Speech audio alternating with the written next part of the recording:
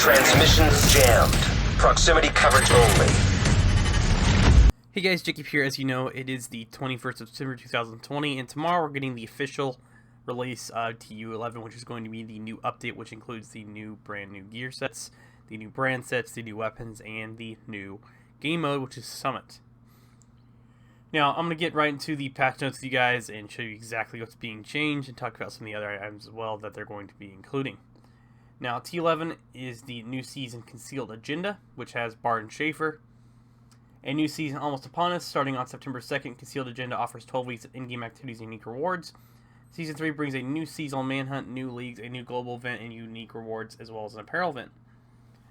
New manhunt tasking you to take on 5 rogue agents over 12 weeks period, starting September 22nd. Bring down all 5, unlock the Shrapnel Trap skill variant. Bart and Schaefer, leader of the BTSU unit Black Tusk, is the season's prime target. The new global event is SHD Exposed.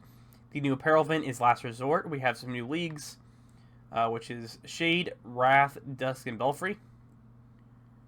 New rewards, 2 exotics, 1 new gear set, 2 new named weapons, 2 new named gear, and 1 new brand set. These are some things participating. You guys will get XP for getting stuff for the season. Activities in Conflict and Dark Zone will contribute XP by gaining DZ levels beyond 30 and Conflict levels beyond 30, so you guys can just farm and get your levels up. This is the new game mode Summit, which I'm not going to go through all this because a lot of you guys already know what Summit is already, so I'll cover pretty much the basics if you guys are not aware. This is going to be the new game mode that's very similar to Underground, where you start from kind of like level 1. Instead of going level 1 through 3, you go from level 1 to 100, and it'll go up in difficulty. So you have 100 floors to fight through and kill as many enemies as you want, and once you get to the top, you're good. It's supposedly highly replayable, but I'll give my opinion on that once I kind of get a feel for it a little bit more. The checkpoint system and the unique rewards. This is based on the PTS, some of the things they've changed. They did make it where there's no more 4 directives on the difficulty on Legendary, it's only 3. They also made it where you can go to 51 for some reason. I've been hearing about this a lot lately because people are a little bit mad about it, but this is the start of Heroic floors. You can pretty much just skip and go right to Heroic if you wanted to, which, to me, I feel like it would have been easier if they just made it where you could start the whole thing on Challenging if you wanted to, but it is what it is. I'm not going to complain. I'm going to play through all of it. In addition to new objectives added in Phase 2, there are a couple more coming into TU11. The adjusted frequency of certain objects based on the PTS data. 2 drone ambush objective. Rogue agent encounters will be able to occur on Legendary Summit floors, still disabled for DC strongholds. Add exotic fire teams for Legendary, so occasionally you'll see some unusual and challenging combinations of certain enemy types, which is really cool. Crew ambush will no longer occur on Legendary floors.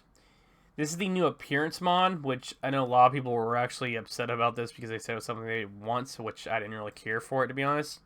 But it's cool that they added it as a feature. But you pretty much can put whatever in your gear now. So if you want to have a certain backpack or a certain vest, you can make it look like whatever one you want. And if I remember correctly, there'll be a library. You guys can kind of sort your stuff in that.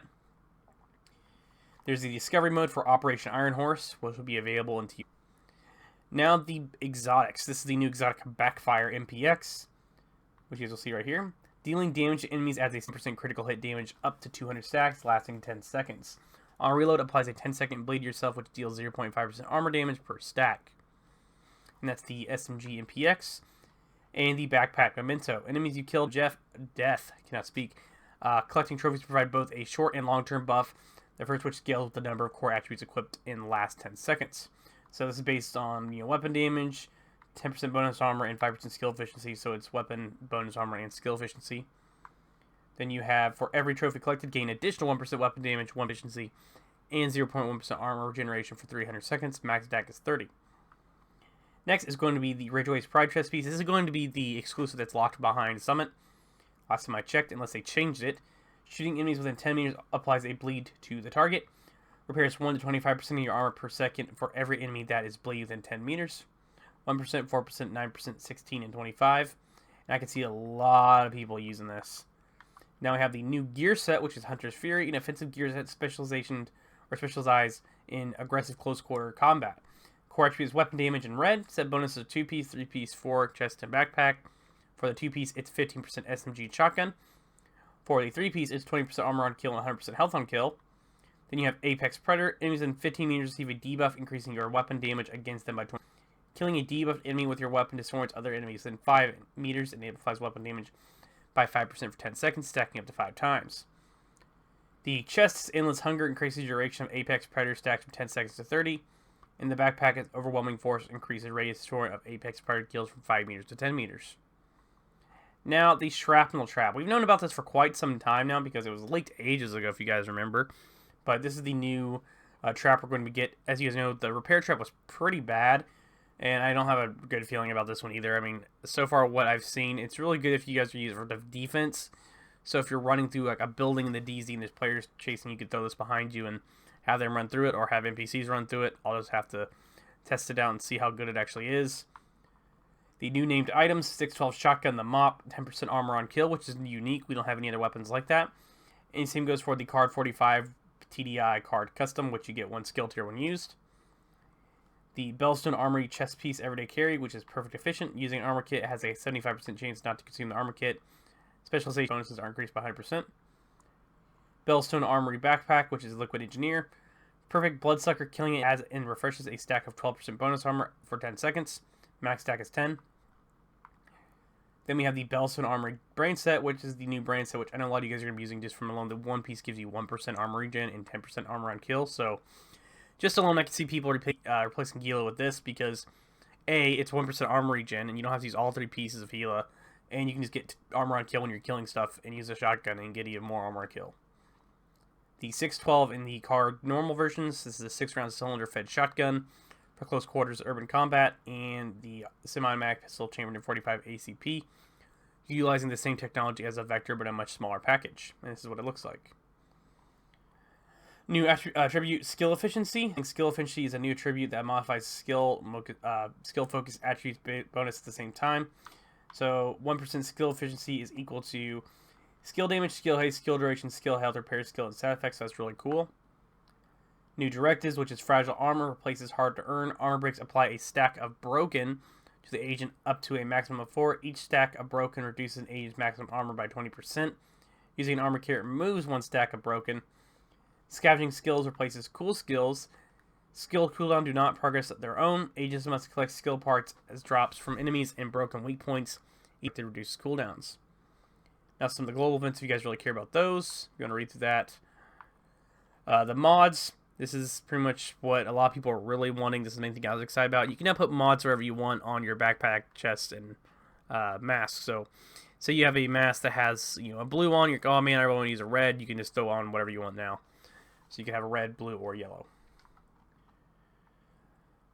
Defensive gear mods now can drop disorient and ensnare resistance in case you guys are running 2 people using Kim launchers. Rainbow loot, introduce weighted to gear attributes to reduce the amount of rainbow loot. This first non-core attribute has a higher chance to be the same color as the core attribute. Add Season 3, brand target loot rotation, and weapons and gear to target loot rotation. Same goes for Season 2. Remove Season 2 level requirements for Season 2 exotics from all sources. Maintenance value can now be acquired from general exotic sources, targeted loot, exotic caches without any conditions. Balances, there's not too many. Death grips have increased from 5% to 10%. Eclipse Protocol and direct transmission kills stats effect spread from 15 to 10. Proliferation now increases range indirect transmission from 10 meters to 15 meters. Increased symptom aggregator damage implication from 15 to 30. Then we have Obliterate, which has increased the total weapon damage from 15 to 25%, which is a lot. At least it is to me. Reduced PvP damage modifier from 0.35 to 0.3. Reverted previous changes to pistol PvP damage from pre-10.1 values buff. Small increase to all shotgun, rifle, and marksman rifle PvP damage modifiers to global event reduction and retain pre-TU11 time to kill. Slight reduction to overall SMG PvP damage, Lady Death Breed free weapon damage implication lowered from 75% to 60 in PvP. The Crusader Reflector Shield, Striker Shield take 33% more damage in PvP. Riot Foam Kill Launcher base and snare duration lowered from 3 seconds to 2 in PvP. The Firewall Specialization no longer sets people on fire when it breaks. Eclipse Protocol Indirect Transmission kills stat effect spread lowered from 15 meters to 5 meters in PvP. 7 meters with Proliferation Chest Talent. Headhunter buff duration lowered from 30 seconds to 5 seconds in PvP. Headhunter damage bonus lowered from 40% to 20% PvP, 25% with perfect Headhunter. And this is in the audio improvements. And here's some of the bug fixes in case you guys want to go read through all these. But there's a decent amount of them if you guys just want to read some of them. But there's a bunch. But overall, that's the official patch notes of TU11. Thank you guys all for watching. Make sure you subscribe for more Division 2 content. And I'll catch you guys all tomorrow for TU11 when it drops.